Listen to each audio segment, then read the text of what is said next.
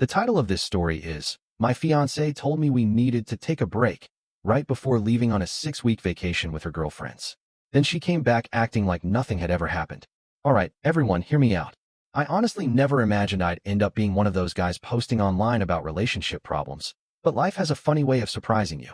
Before I get into everything, just know this is going to take multiple parts because there's way too much to explain in a single post. My name's Ethan, I'm 29 years old, and up until about a month ago, I was engaged to Vanessa, who's 27. We'd been together for 3 years, and I truly believed she was the woman I was going to marry. We first met at my friend Derek's birthday party. Vanessa knew Derek's girlfriend, so that's how our paths crossed. The very first thing I noticed about her was how hard she laughed after I made some dumb joke about Derek burning the burgers on the grill. That laugh completely got me. She had one of those smiles that could make every problem in your life disappear, at least for a little while. We clicked almost instantly. We started texting later that same night, went on our first date just 3 days afterward, and from there everything moved naturally. About a year into the relationship, she moved into my place. A year after that, I proposed, and we were deep into planning our wedding, which was scheduled for August 10th. At the time, Vanessa seemed like everything I'd ever wanted. She was smart, hilarious, incredibly beautiful, and being around her just felt easy. We understood each other. She fit in perfectly with my group of friends, and my parents absolutely adored her. My mom had started calling her daughter long before I ever put a ring on her finger. I got along great with Vanessa's family too, so everything seemed to be falling into place. After 3 years together, I honestly believed our relationship was rock solid. Now, I'm not going to sit here and pretend I was some flawless boyfriend. Sometimes I spent too much time at work. Every now and then I'd forget an important date. And if I believed I was right about something, I could be unbelievably stubborn. Even with those flaws, I was always there for her. I supported every goal she had and tried my best to help her succeed. I believed she felt exactly the same way about me. For the previous 2 years, we'd been saving almost every extra dollar we could. By then, we had around $25,000 sitting in our joint account, money that was meant to cover both our wedding and the down payment on the house we planned to buy the following year. I was picking up extra shifts to grow our savings while Vanessa took care of most of the wedding planning. She worked in marketing, and honestly, she had a much better eye for decorations, colors, and all those details than I ever would. Still, without realizing it, I slowly started noticing little signs that something wasn't right. At the time, they felt insignificant. Looking back now, though, those little moments were giant warning signs flashing right in front of me, and somehow I completely missed them. Over the last few months, Vanessa became strangely protective of her phone. I'd catch her smiling while reading messages, but the second I walked into the room, she'd flip the phone over so I couldn't see the screen. Whenever I casually asked who she was talking to, she'd shrug and say, "Just the girls," or, "It's work," before quickly changing the conversation. I never pressed the issue because jealousy has never really been my thing. I trusted her completely. Yeah, looking back, that probably makes me look like an idiot. She also started going out with her girlfriends a lot more often. Instead of once or twice a month, it suddenly became 2 or 3 nights every single week. Even then, I convinced myself it wasn't a big deal. I figured the wedding planning was stressing her out, and she just needed time to relax with her friends. Besides, I was working late most evenings anyway, so it wasn't like I was always sitting at home waiting for her to come back. At least, not most nights. One evening, after deciding I wanted to bring a little spark back into our relationship, I spent time cooking her favorite dinner after a long day at work. She barely took a few bites before telling me she wasn't hungry and heading straight to bed. That was the moment I finally decided to ask what was going on. "Hey, is everything okay? You've been going out a lot lately. Are you happy?" She looked at me like I'd just asked whether she wanted to pack up and move to another planet. "Yeah, of course. Why would you ask that?" "I don't know," I admitted. "Something just feels different. Are you okay with us?" She let out this exaggerated sigh, almost like I'd accused her of doing something terrible. "Babe, I'm just trying to enjoy life before the wedding. You know how stressful planning all this has been. You trust me, don't you?" "Of course I do," I told her. "I just wanted to make sure you're happy." She smiled softly, leaned over, and kissed me on the cheek. "I am. Seriously, you don't have to worry about me." That was the end of the conversation. I dropped it. Should I have kept asking questions? Probably. Looking back, I absolutely should have. But hindsight makes everything obvious, and at the time I was too blind to recognize what was happening right in front of me. Around 2 months before our wedding, Vanessa brought up the idea of taking a huge trip to Europe with 5 of her old college friends. She described it as one last girl's adventure before getting married. I'd only met a couple of those women a handful of times at random parties, and she hardly ever talked about them. The plan was to spend 6 full weeks traveling through Europe, France, Italy, Spain, pretty much every dream destination you could think of. I'll admit, the timing felt incredibly strange. We were supposed to be putting the finishing touches on our wedding plans, yet she wanted to disappear for 6 weeks. Still, I didn't want to become the controlling fiancé who tells his future wife she can't spend time with her friends. She kept telling me how important the trip was and said the group had supposedly been planning it for months. So I finally said, if this really means that much to you, then go. We'll finish the wedding planning when you get home. She looked so excited after I agreed that I convinced myself I'd done the right thing. That should have been the first major warning sign. The very next day, she booked her plane ticket. If this vacation had supposedly been planned for months, why hadn't she already bought the ticket? About a week before she left, Vanessa asked if she could take care of making the final payment for the wedding. She told me she wanted to take something off my plate, so I wouldn't have as much to worry about. Without thinking much about it, I gave her everything she needed. Even then, something about it felt off. She seemed unusually determined to get every last payment handled before leaving, almost like she was racing against the clock. She even laughed and said, "That's one less thing you'll have to worry about, babe." Once again, I ignored that uneasy feeling. Part of me didn't want her thinking I didn't trust her. Maybe I also didn't want to create more tension when things already felt strange. Or maybe I was simply exhausted. Exhausted from talking about wedding plans. Exhausted from constantly wondering if something was wrong. So, once again, I let it go.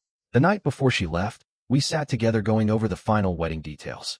We talked about the seating chart, picked songs, and handled all the boring little things couples have to figure out before the big day. The whole time, though, Vanessa seemed distracted. She kept checking her phone, smiling at whatever she saw on the screen. When I asked if everything was all right, she simply smiled and replied, "Everything's perfect." That night, she was also much more affectionate than usual.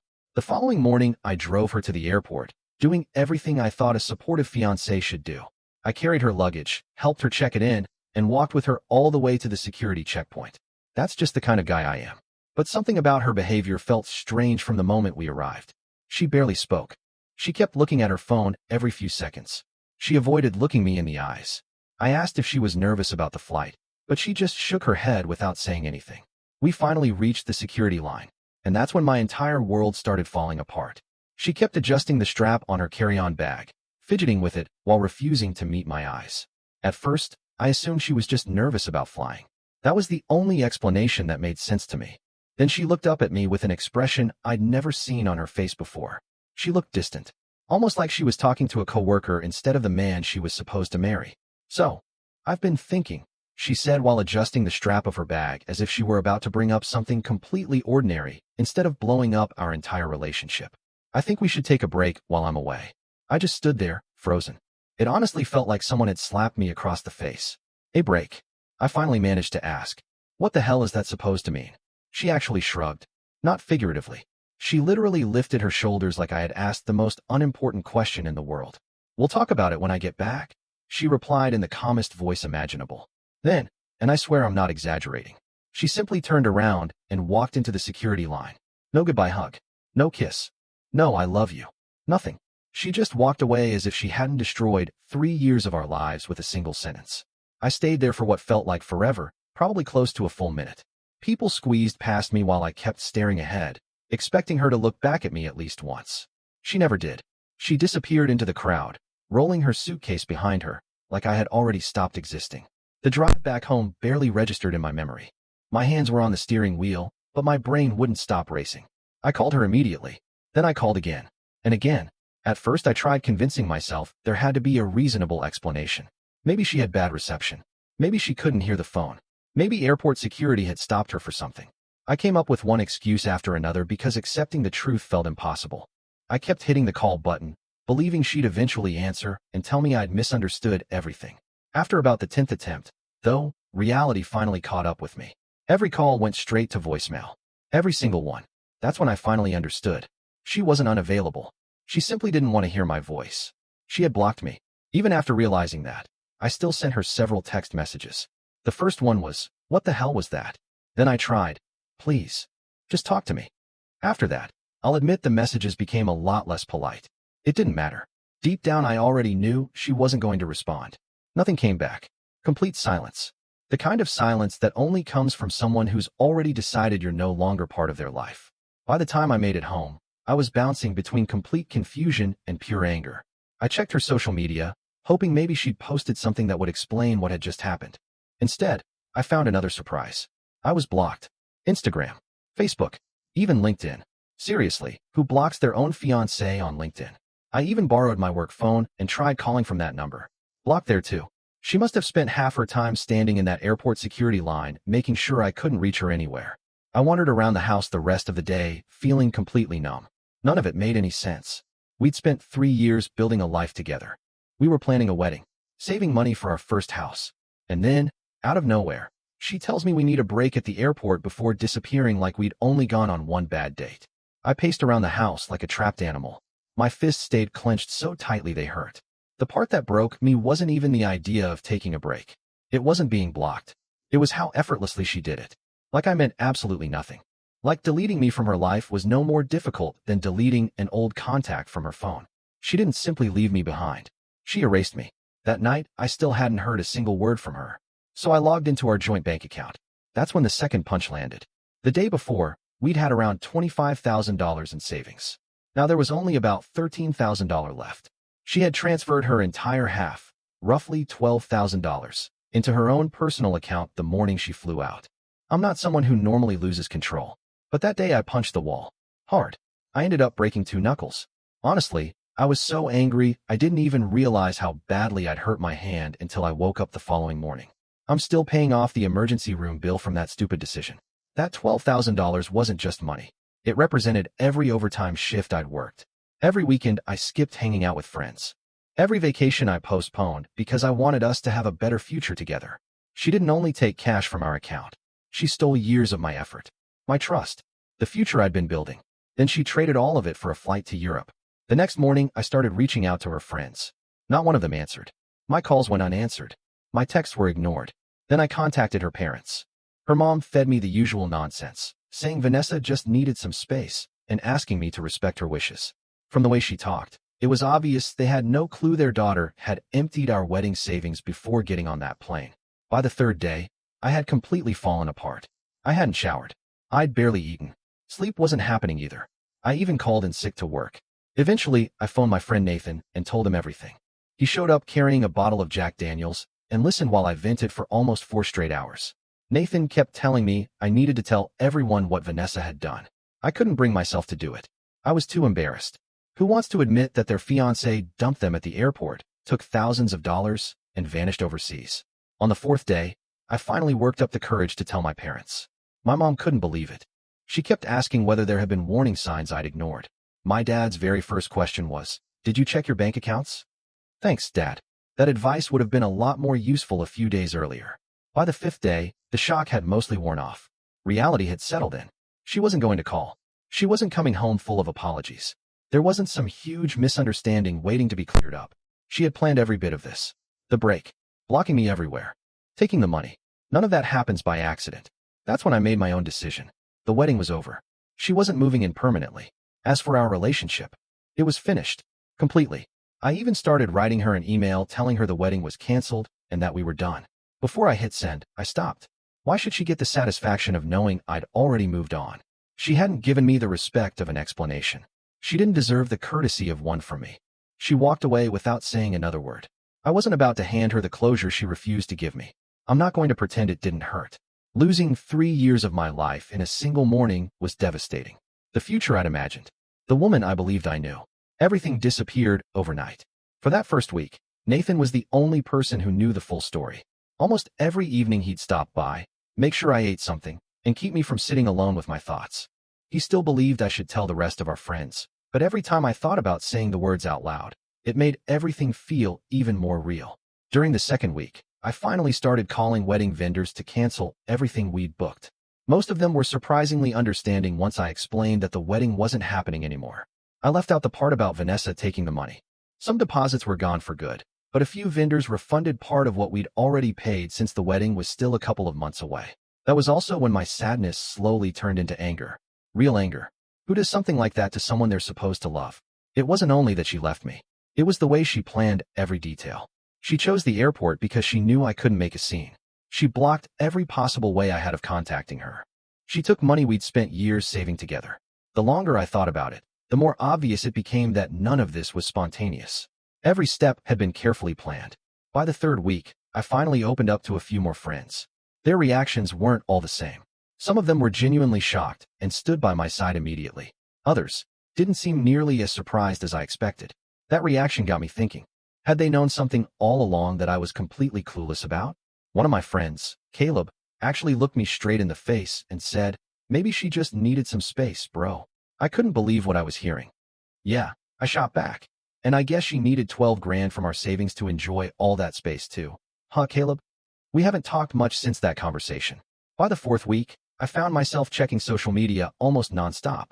Since Vanessa had blocked me everywhere, I started borrowing friends' accounts just to see if she'd posted anything. Nothing. Either she hadn't shared a single thing during the trip, or she'd made sure nobody connected to me could see her posts. For a brief moment, I even thought about creating a fake profile. In the end, I couldn't bring myself to do it.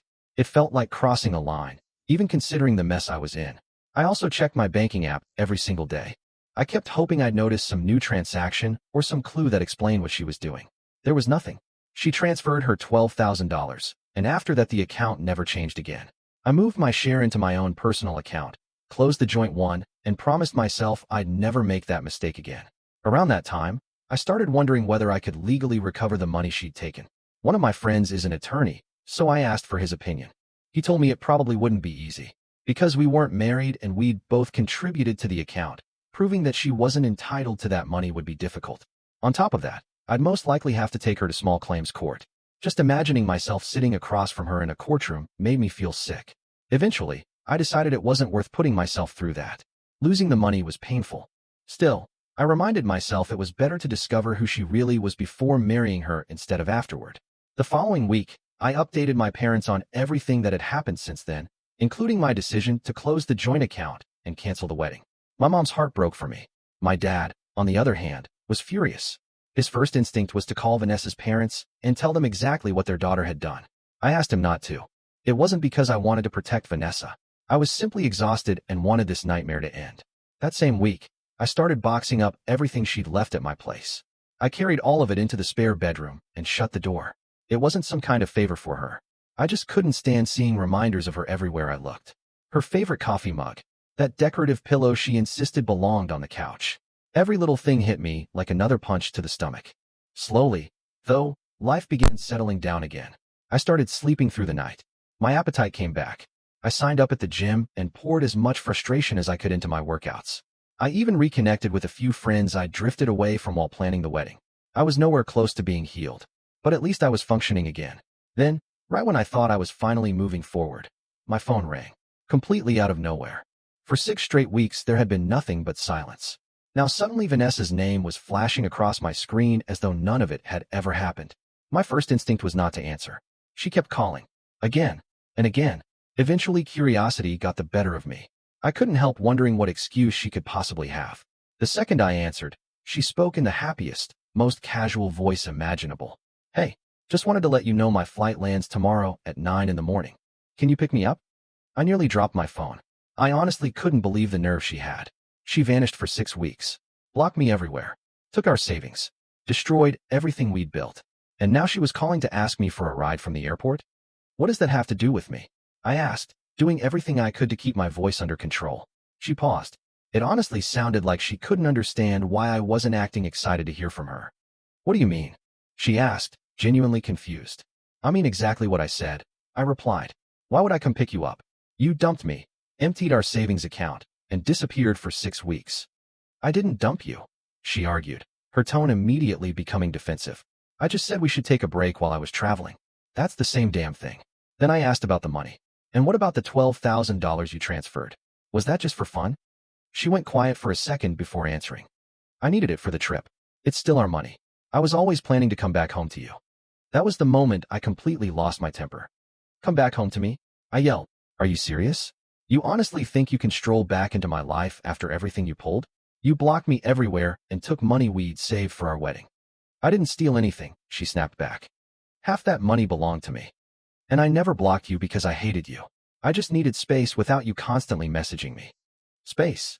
I shouted. "Let's talk about space. How about the empty space in our bank account where $12,000 used to be?" By then I was practically screaming into the phone. She answered with the most patronizing voice imaginable. Look, I understand you're upset.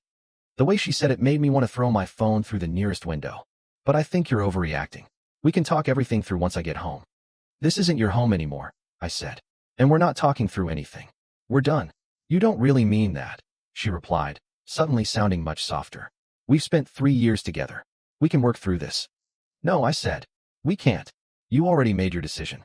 You ended this relationship. Don't ever call me again. I ended the call and blocked that number immediately. My hands were shaking so badly afterward that I could barely hold my phone.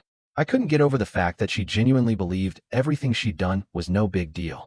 Over the next few hours, she started contacting me from different numbers. The messages all sounded exactly the same. She claimed she loved me. She said we shouldn't throw away everything we'd built together. She told me she was sorry that I'd felt abandoned. Notice the wording. She never once apologized for actually doing those things. She only apologized for how they made me feel. That told me everything I needed to know. By that evening, I had a choice to make. She kept texting from yet another number, begging me to meet her face to face. Part of me wanted to ignore her forever and move on. But another part of me needed answers. I wanted to look her in the eyes and hear whatever explanation she thought could possibly justify what she'd done. Eventually, I agreed. We planned to meet the next day at a coffee shop. A public place. Somewhere I could leave immediately if things went sideways. I had no clue what I was going to say once I saw her. There was only one thing I knew with absolute certainty. Nothing she said was going to fix this. There was no going back. The next day, I showed up about 15 minutes early. I chose a table in the corner where I could clearly see the entrance and ordered nothing but a plain black coffee. My stomach was tied in knots. I honestly wasn't sure I could keep my emotions under control. 6 weeks of betrayal and anger don't disappear overnight. Nathan came with me, just in case. He sat several tables away pretending to work on his laptop while quietly keeping an eye on everything. Maybe it was unnecessary. But after everything that had happened, I wasn't interested in taking any risks. When Vanessa finally walked through the door, I almost didn't recognize her. She looked different.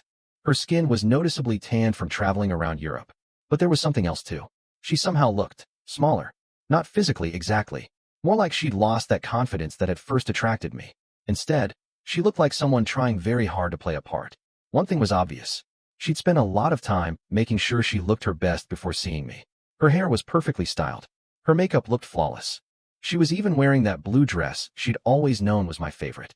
It felt like she'd carefully chosen every detail to remind me of the woman I used to love. The second she noticed me, she forced this awkward smile that looked like it was split between confidence and nervousness. I stayed seated. I didn't get up. I didn't hug her. I simply pointed toward the empty chair across from me. As soon as she sat down, she reached across the table as if she expected me to take her hand. Instead, I leaned back, folded my arms across my chest, and moved farther away. She understood the message immediately. Don't touch me, Ethan. I know you're angry, she began quietly. And honestly, you have every reason to be. She took a breath before continuing. But I really think this whole situation has turned into one huge misunderstanding. I let out a laugh. Not because anything was funny. It came out cold and sharp. Don't insult me like that, Vanessa. I shook my head. Don't sit here dressed up like everything's normal and tell me this was all some kind of misunderstanding. You disappeared. You emptied our savings. You left me to fall apart while you were off playing happy couple with your ex. That wasn't stress. That was betrayal. So stop making excuses and own what you did. She flinched for a second, but tried to stay composed. It wasn't like that, she whispered. I just needed time to clear my head. No. The word came out immediately. You needed time to decide whether Logan was still an option. You didn't ask for a break so you could think. You asked for a break so you could cheat without feeling guilty. For a few seconds, neither of us spoke. Then I leaned across the table and looked directly into her eyes. So tell me the truth. Why did you really need this break, Vanessa? This time, don't lie. She shifted uncomfortably in her chair. Her eyes wandered around the coffee shop as though she was searching for somewhere to escape. I already told you. No, I interrupted. That's bullshit. Nobody abandons their fiancé, steals $12,000, and disappears for 6 weeks just because they're stressed. So what's the real reason? She stared into her untouched cup of coffee for what felt like forever. When she finally looked back at me, something had changed. The confidence she'd walked in with was gone. She looked defeated. There was someone I needed to see, she admitted quietly. One last time. Even though I'd been expecting something like that, hearing the words still made my stomach sink. Who? Who was it? She slowly shook her head. It doesn't matter anymore. It's over now. I realized I made a terrible mistake. I should have been honest with you from the beginning. Yeah, I said. No kidding. So you decided the best solution was to take a break from our relationship so you could spend time with another guy? And using our wedding savings to pay for the trip seemed perfectly reasonable to you. I know how it looks, she mumbled, staring down at her hands again. I just needed to disconnect from everything. My friends thought getting completely away would help me figure things out. Your friends? I couldn't help laughing. You mean the same friends who've been telling people I'm acting like some spoiled little kid? Those friends. She actually looked embarrassed for a moment. They don't know the entire story. They were only trying to protect me. Protect you from what? I asked. From dealing with the consequences of your own choices? From admitting you betrayed the man who loved you. She ignored the question completely. About the money. I know it looks bad, but I always planned on paying it back. I stared at her in disbelief. That money was supposed to pay for our wedding. I'm still committed to getting married. That was the moment I completely lost it. I burst out laughing.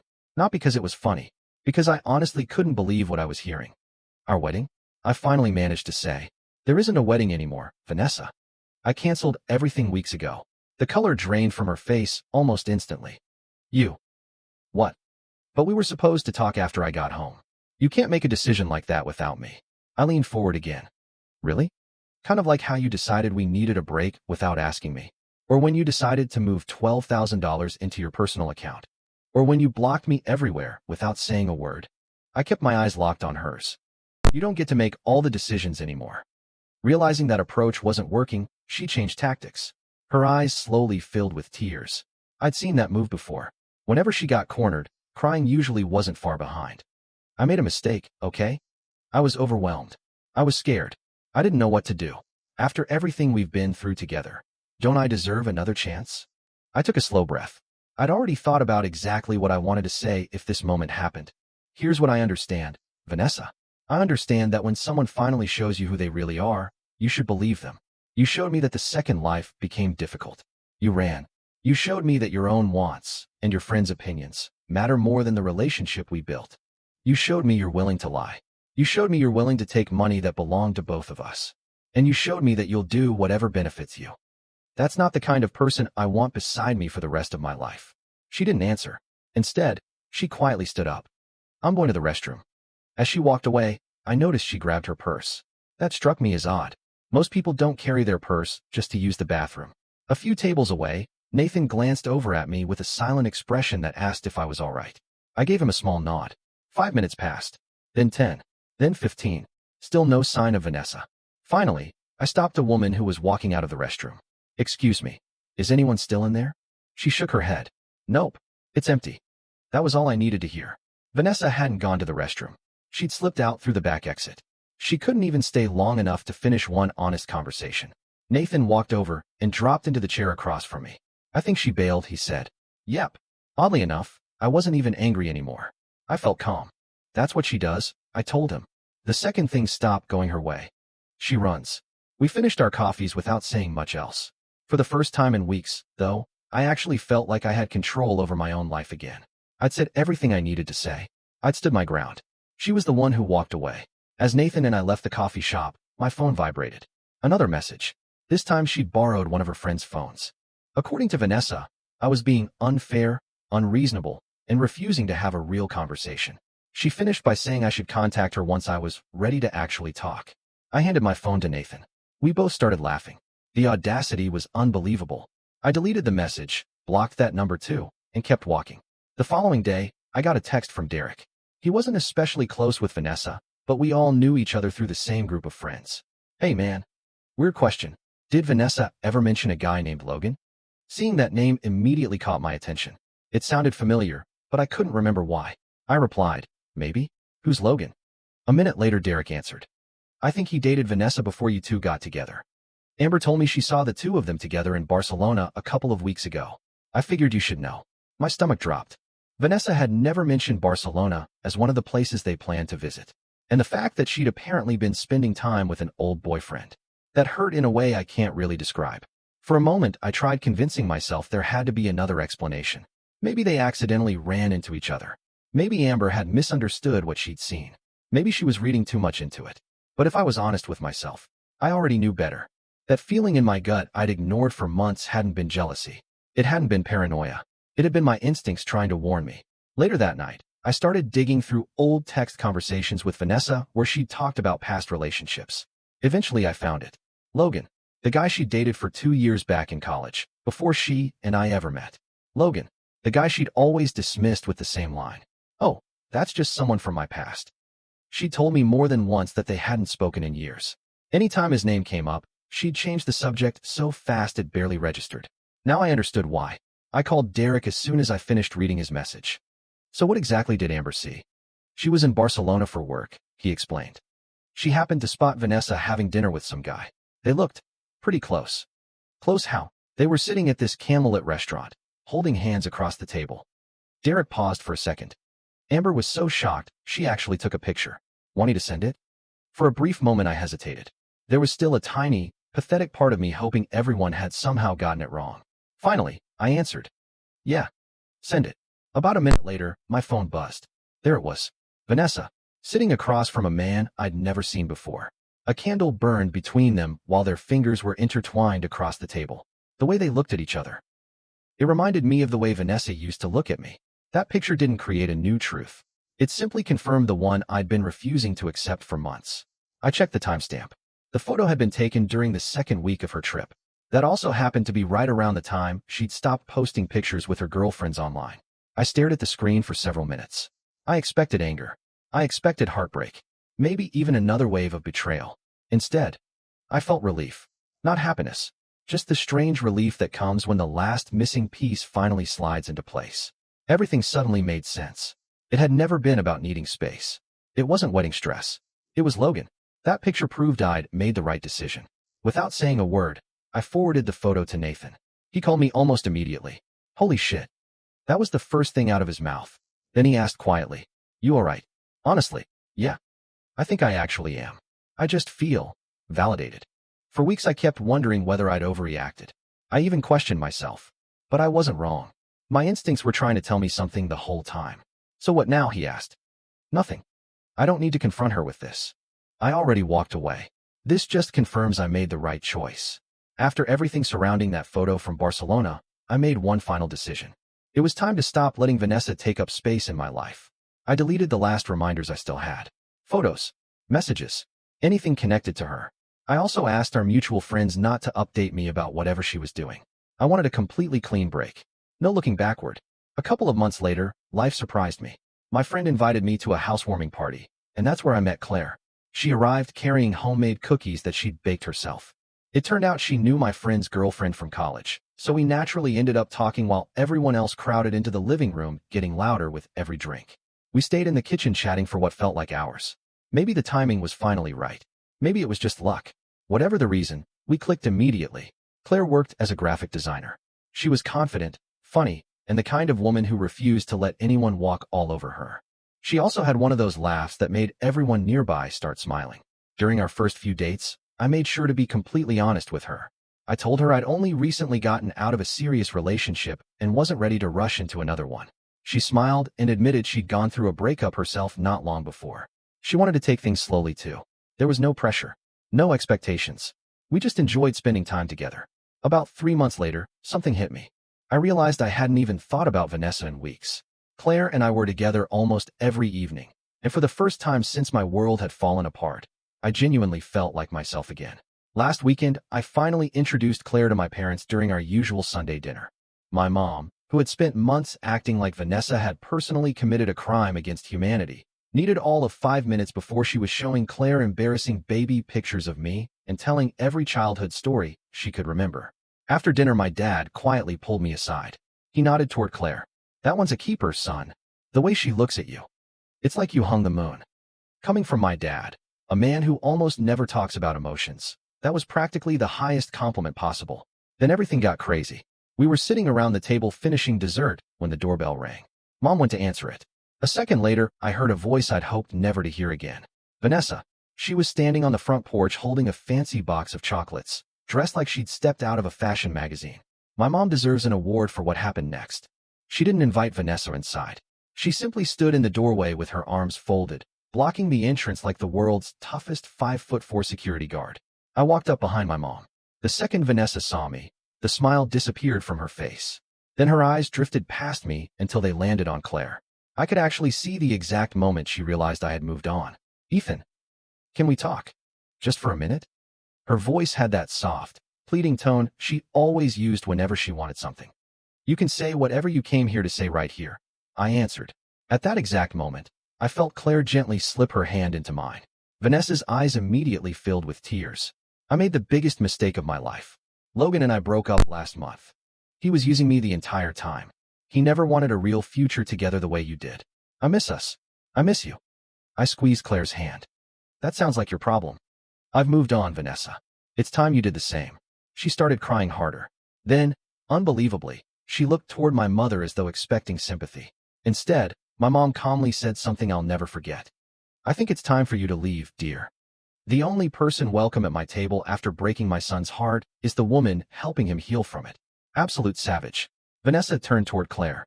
You don't know him the way I do. We have 3 years together. Claire smiled. Not an angry smile, just quiet confidence.